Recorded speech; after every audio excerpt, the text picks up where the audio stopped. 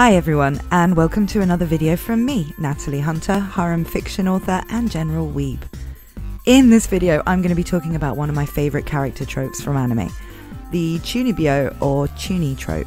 I'm going to be breaking down what a Chuuni is and why it's such an entertaining type of character to watch, and then looking at some of the best examples of this character trope from recent anime series, as well as mentioning a couple of shows that feature Chuunis which you might not have seen.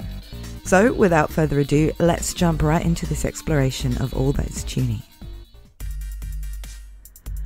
The literal meaning of the Japanese term Chuunibyou is, if my research is correct, because I don't speak Japanese, second year of middle school syndrome. For that reason, in English subs and dubs of anime, it's usually translated to 8th grader syndrome. Essentially, it refers to characters who behave in a way usually associated with 13 or 14-year-olds who are currently going through the kind of phase that they'll be really embarrassed by later. The term was first coined in Japan by a journalist, but was properly defined into the trope we see used in anime now, in a book titled The Chuunibyou User Manual by Segami Hyuya. The Chuunibyou User Manual posited that there were 3 different types of Chuuni, defining them as firstly, DQN, the type of kid who brags about a bad boy delinquent lifestyle, including fighting, drug use or gang involvement, when all of this is very obviously fabricated, and they would actually be terrified of even the slightest brush with violent or illegal activity. Secondly, subcultural, a type of Chuuni who pretends to be deeply into an alternative subculture, such as goth, grunge or punk, depending on the period, despite not actually being particularly interested in or knowledgeable about any of it. Basically a kind of pretension that the Chuuni thinks makes them seem cooler. And the third, and for our purposes most important one, what Segami Hyuya called the evil eye. This is a type of Chuuni who likes to pretend they have something supernatural, and usually dark or demonic about them, and likes to involve in delusions of grandeur. They may pretend to have psychic powers or special abilities, or things like having a demon sealed in their hand or eye. They'll also often give themselves grand titles or nicknames, which sound hilariously lacking in self-awareness to anyone else, but really impressive to other people with Chuuni tendencies. So what's so entertaining about a Chuuni character? Well, the trope may have originated in Japan, but the fact it translates so easily to 8th grader syndrome with basically no other explanation needed really shows that the phenomenon of people going through a very pretentious phase or retreating into a fantasy that they're special is not unique to Japanese teens. It's something just about everyone can relate to in terms of having been around people who exhibited that kind of behaviour when they themselves were in their early teens. Or even better, something we might just see a bit of ourselves in. But I think thinking back and cringing at some of our own most embarrassing phases is only part of what makes Chuuni characters fun to watch. There's also something in them that appeals to that part of us that still secretly thinks it's kind of fun and awesome to indulge in a little bit of Chuuni delusion sometimes. The part that makes people enjoy role-playing games, or that makes me like shouting attack names when I'm sparring at the gym.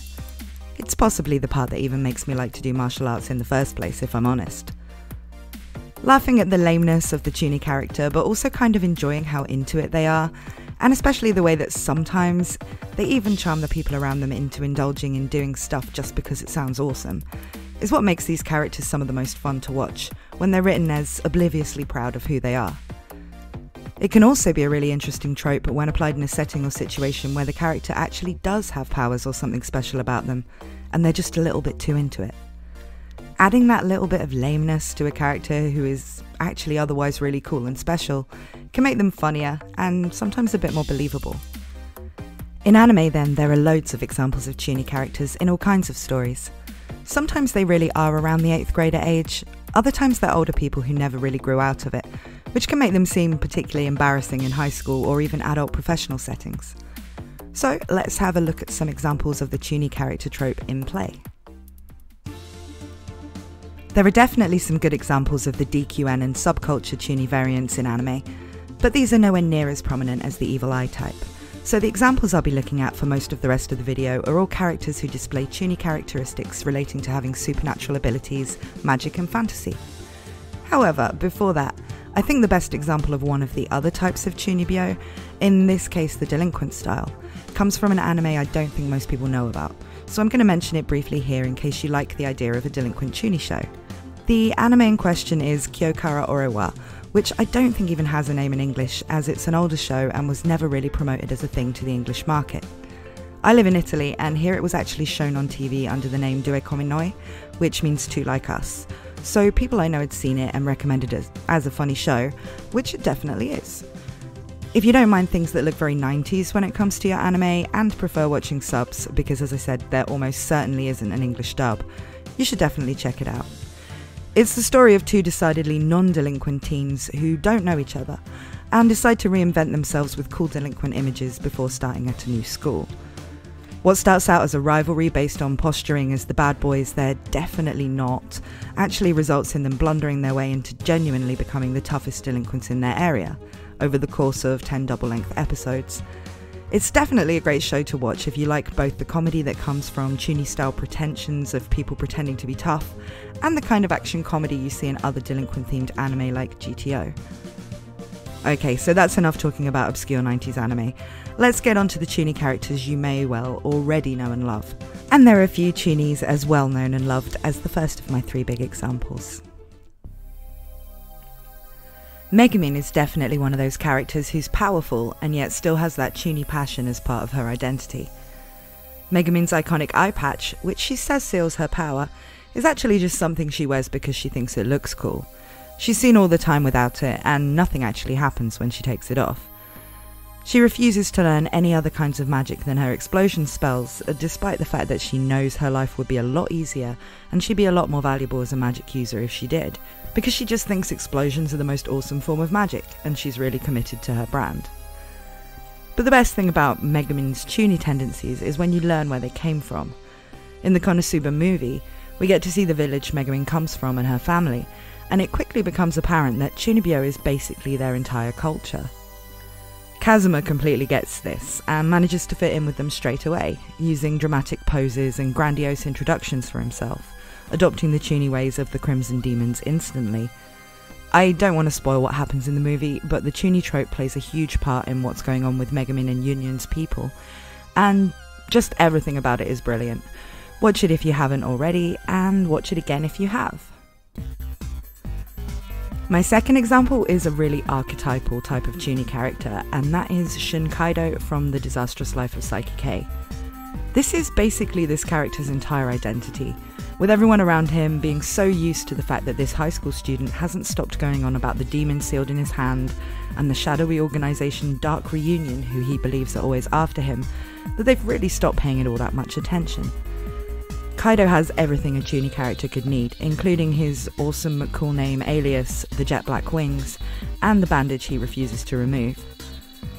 The show has a lot of fun with this, even playing a little theme tune for the group that he reckons he belongs to, the Judgment Knights of Thunder, whenever he starts on with such shenanigans. He's also known to be physically weak and inept, and a complete coward, just to give the proper contrast to his fantasy persona. Of course, while Kaidou himself is a perfectly normal person who's only pretending there's anything supernatural about him, he ends up becoming one of Saiki Kusuo's core group of friends.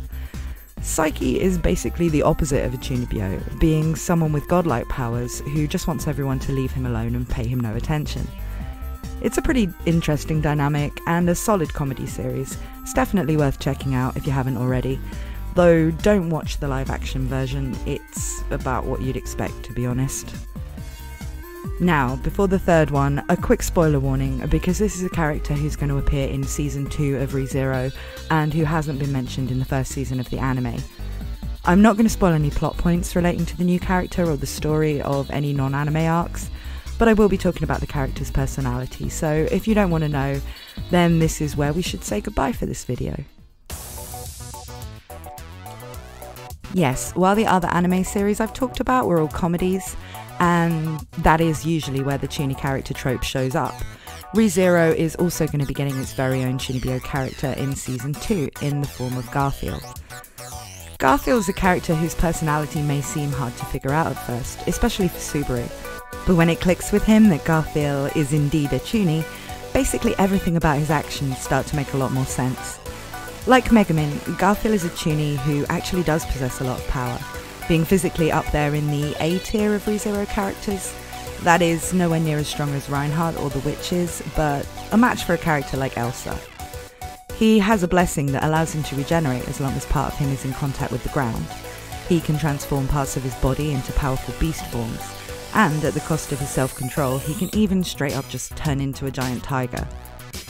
He's strong enough, even in his normal form, to toss a ground dragon like Subaru's Patrash around like it's nothing, and he's also pretty good at healing magic.